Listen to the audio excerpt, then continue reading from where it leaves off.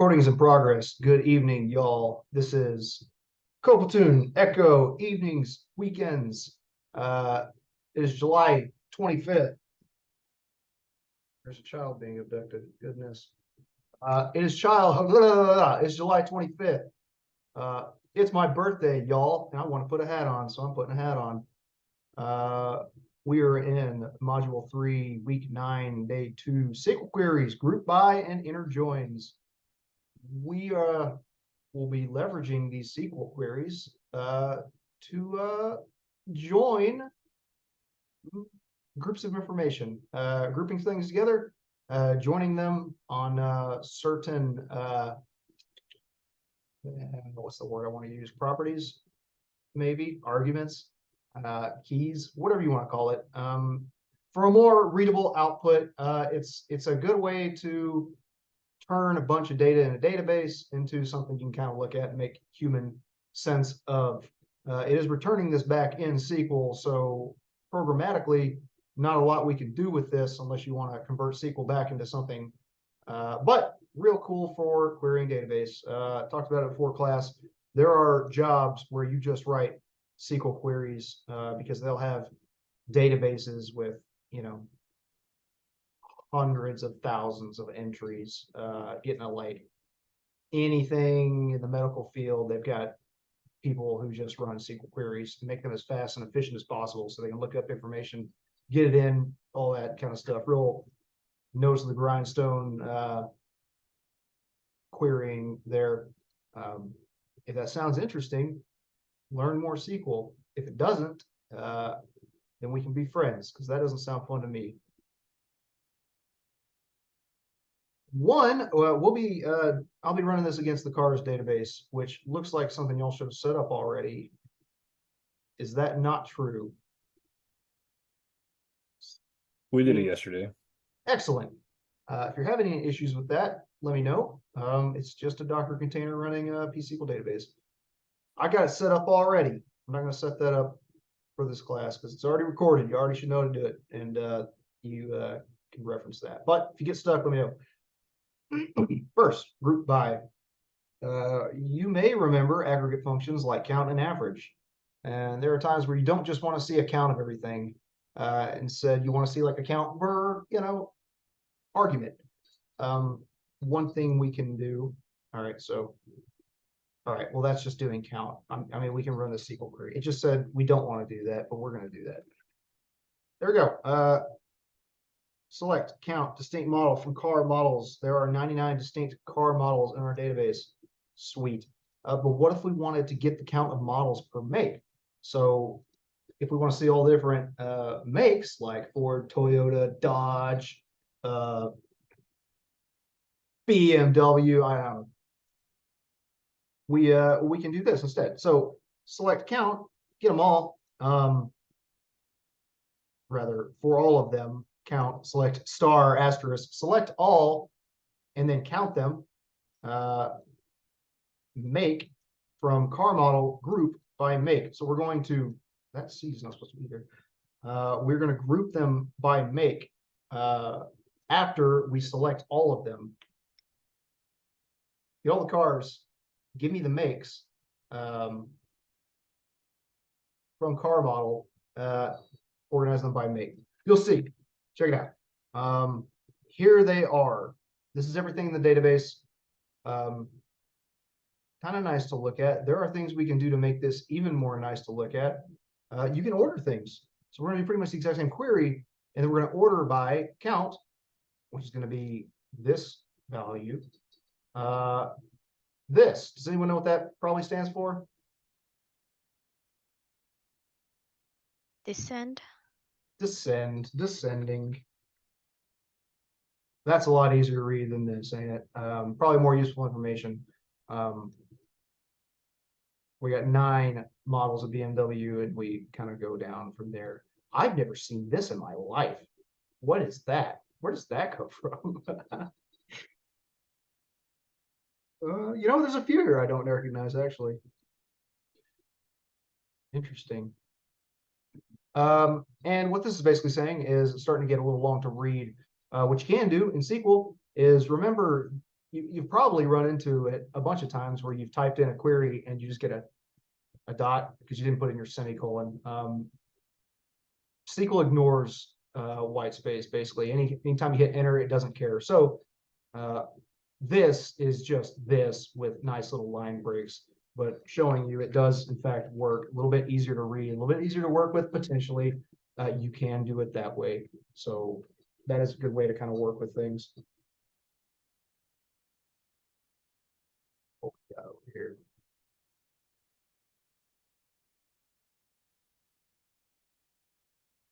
Y'all quit messing around in the chat. Filtering by group by is a little odd. Let's say we want to get the count of models per make, but we only care about the Volvos, Fords, and Kias. We can do that. So rather than just grouping by make, we're going to group by make, and then where, notice this is probably not going to work, where make in Volvo, Ford, Kia, basically where the make of this car model needs to exist within this list here. If its make is not Volvo, Ford, or Kia, we don't want it. Let's see what happens. Oh no, that's not syntax. That's not how you do that. Where is not.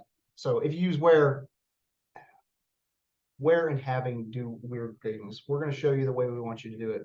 Where sometimes does work. But the way we want to run this query, same thing, select all count makes from the car model, group by their make, and having make in Volvo, Ford, Kia. Like I said earlier, SQL doesn't sound like English sometimes, and that's okay. Another thing people really, the real reason a lot of people really like ORMs when they get started is they don't have to learn this weird language. They will just get used to some other Pythonic or otherwise written out language. It's not the real reason, but a lot of newer developers will tell you, oh yeah, I like ORMs. You don't have to learn SQL with an ORM. It's like, well, yeah, but that's not really what they're built for. Joins. Up until now, we pretty much looked up a single record at a time. Now, with the power of SQL, we're going to up your game and learn to join multiple tables together with a single query. If this stuff's hard to remember, welcome to the club. It's very simple. It's written here in the description. It's very simple, but a lot of people really get freaked out when they hear these two, left and right, join. They're like, I don't use those. I only use this one. I'll tell you right now, I've never used this one. Inner joins is typically what you need because it's easy for people to understand. Hey, take this, take this. If they have all the same stuff, smack them together, make a new table. Left join says, hey, take all these and whatever and match them to those, but only for those things that match what's on the left. Meaning we want the lefts only if they match, and then the right only if they match on the left. It will make a little bit of sense. And by the way, left meaning the one that kind of comes first, right meaning the one that comes after, however you want to write it. A join can allow us to support a pretty common use case. Retrieve users and their advertisements in a single query. There we go. Sorry, I did it a little fast.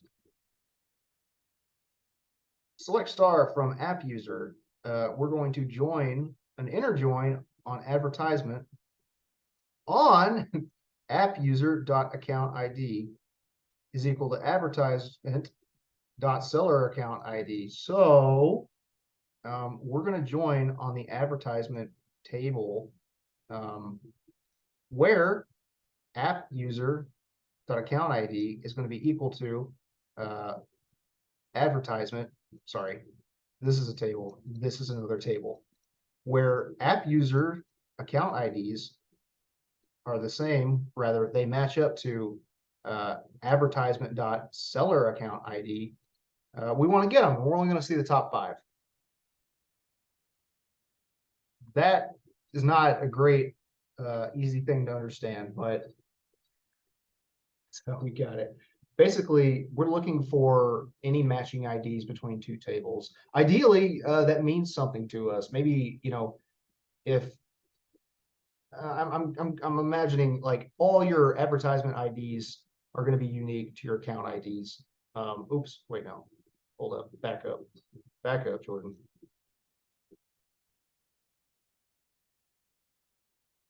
See, SQL drives me nuts, y'all. We're going to join app user on advertisement where the IDs match up.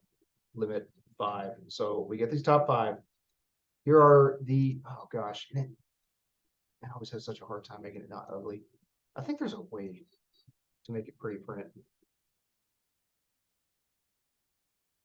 All right.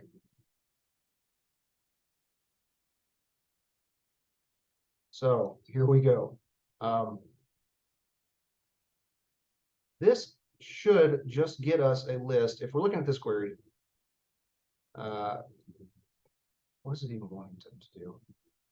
Basically, they want to see that a user exists in both of these tables. Ideally, the user ID is going to be unique. So an app user account ID should equate to an advertisement seller account ID. So if a user is in the app user table and in the advertisement table, we want a list of the top 5. And that's kind of what we got here. Oh, and it's nice and pretty for me right here. This is assuming, basically, this is getting a list of people who exist on both tables. There's a chance that they don't exist on both tables, and that's when they would not be matched up. How do we create a query against a timestamp value, either before the date or after? Let's look. I mean, that's a good, solid question, and I don't think these dates are hard in SQL. That's something I'm gonna have to. I guess we can match that up. I mean, I think it would be about the same. Let's see.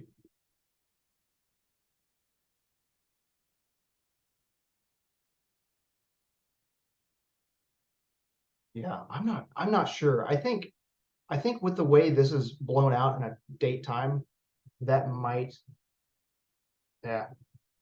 Extract function seems to be the easiest, says Chris Gailey. Again, I'm not super tight on all of the SQL queries that do exist.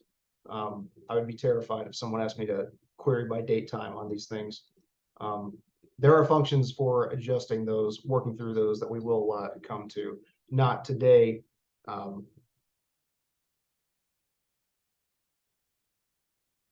But yeah. Keep your questions limited to what we're talking about, because Jordan's not real good at SQL, and I'm not going to know some of these things off the top of my head, but I can look them up after class. So that's what we did. Let's dissect this in more detail. So select is the columns we want to select. Starting table is the first table. Join types the inner join, which is they got to exist in both tables. Join table, second table is advertisement. How to join the tables? Again, if the app user account ID is equal to the advertisement seller account ID. The last clause is often the most difficult part to figure out. We need to explain to the database how we want to connect different rows from each table. In this example, we connect each app user row to corresponding row in the advertisement table by matching, the two. You might think of on in a join as meaning when. Does that make sense? So on is what you're matching on, but you can also think of it as when, if we're thinking about this programmatically, when this account ID is equal to this seller account ID, that's when I want you to match. We prefixed each column we selected with its table name. This way, there isn't any ambiguity when executing the query. If two different tables happen to have the same column names, you will have to fully specify which column you need. Otherwise, SQL doesn't require a fully qualified column name. Yeah, so basically, we did this. We wouldn't necessarily have to do that if, and we didn't here. But if this was app user account ID and this one was advertisement account ID, you would need to do that because SQL would blow up about that. But since we, have selected this table and this table, we don't really need that, I believe, is what it's saying. So let me prove that to you. So we should be able to get rid of one. Did it not blow up on us? Yep, works exactly the same way, right? When I say fully qualified, I mean fully qualified is like true path, is like being real specific about it. SQL knows I pulled in two tables, app user and account, advertisement, app user and advertisement. It pulls in those two tables, and then it knows what its fields are, what its columns are. So I don't have to tell it, hey, I want to match, I already forget which one's which. App user account ID, I can just say account ID because SQL sees, hey, there's only one account ID between all these tables. Got it. If there was two identical columns here, again, you would need to fully qualify it. Does that make sense? Are y'all following?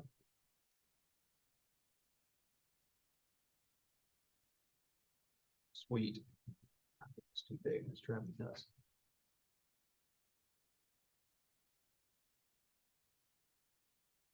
Note the inner join will only return columns where there is a match in both tables.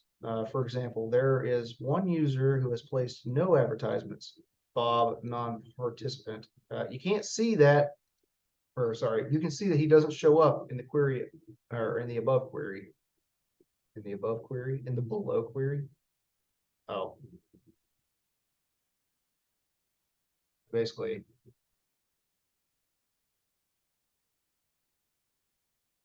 he's not there. We ran the same exact query, but then we also did a where app user dot first name is equal to Bob, and app user dot last name is non-participant. So he exists in one of these tables, but not the other. He exists in the app user table. He's not going to show up on an inner join.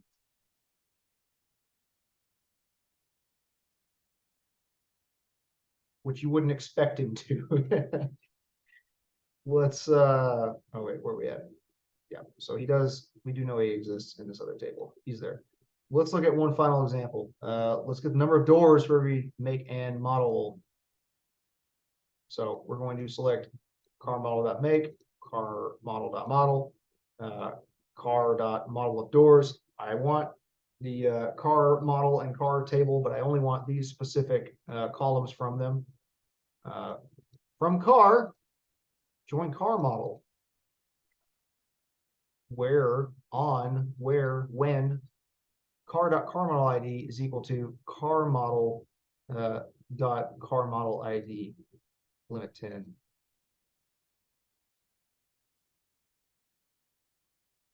Cool.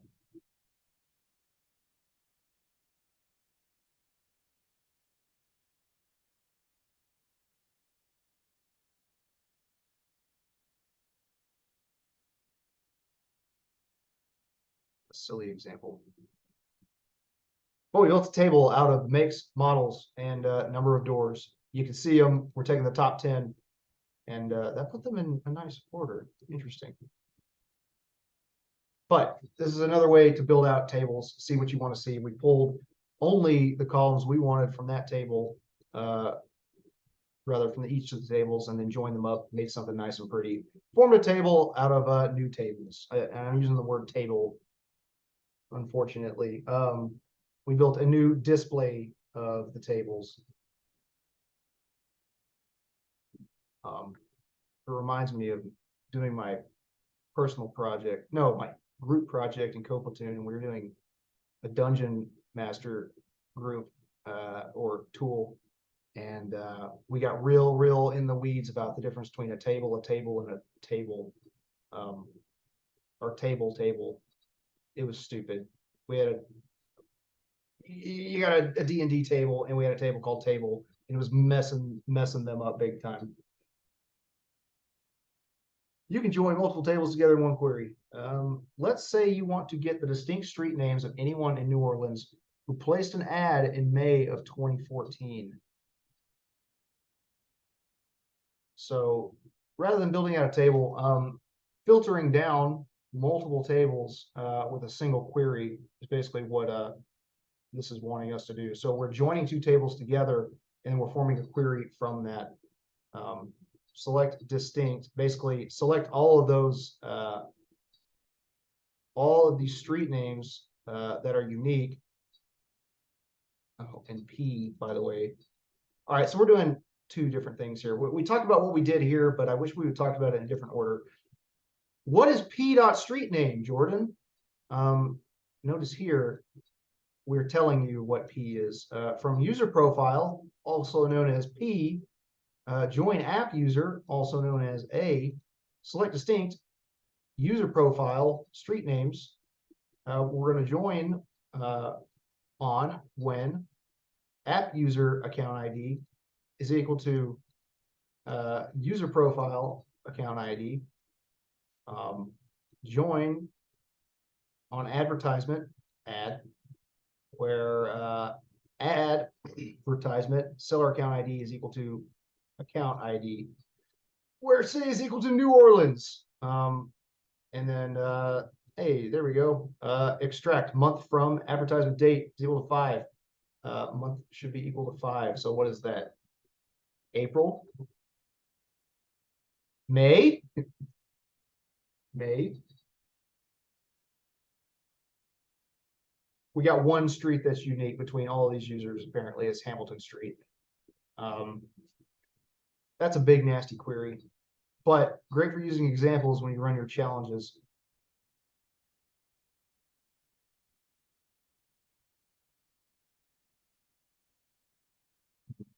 Yeah, so effectively, we want just the distinct street name of anyone in New Orleans who placed an ad. So we're going to query both tables to get that because not all the information is existing on one table. And between the two of them, we only want the distinct street names where the city is New Orleans. It's you read it enough times and it makes sense, but it's not real fun to just copy paste and read. Do you all follow what's going on here more or less, or do you think you can follow it if you read through it?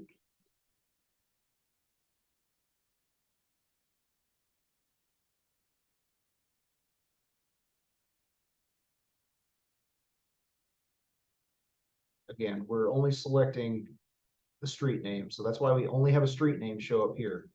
If we selected other things from anything that matches, that would show up as well. In fact, I think we could show that if we want. But here's a list of some useful built-in functions for extract. We can check those out. I'm not going to read through them, but here they definitely are. Man, that's bright. Okay, and this is what I kind of talked about ahead of time. This is how you set aliases for tables. This is the same thing as this. It's just a little bit shorter here because we created aliases for each of these tables. That's somewhat common. It makes it a little bit easier. It makes your stuff a lot smaller when you're writing out these larger queries. But you don't have to do it. You can use fully qualified names if it's easier for you to remember.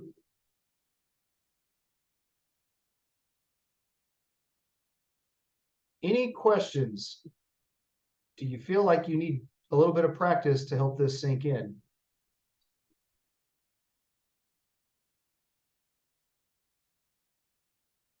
Most definitely. I sure do. And don't get too stressed about it. SQL is what we'll be focusing on for a little bit. And we want you to understand it. We want you to be able to like understand how databases, basically how you'd interact with a database, how you'd get information from it, how you would put information into it is what we'll be doing later. But for now, just try to interact with them, try to get some interesting stuff from them. And if it stresses you out and you super don't like it, that is okay. This is not a fundamental skill you have to know to progress through this cohort. It is something we want you to know it exists, and we want you to be able to look it up and how to build out these queries on your own if you need to, but just so you've seen it before. As you can probably tell, I'm not the strongest query developer, SQL developer in the world. Oh, pass the exam. This is one of the easiest exams, by the way. I'll tell you right now. Do the assignments, get through this. Exams will be walk in the park. I'm pretty sure it's a take-home over the weekend exam, anyways, and you're not going to see anything harder in that exam than you see on these assignments. And all the exams are easy, Ken. Yeah, we're going to mess around. I'm going to stop recording.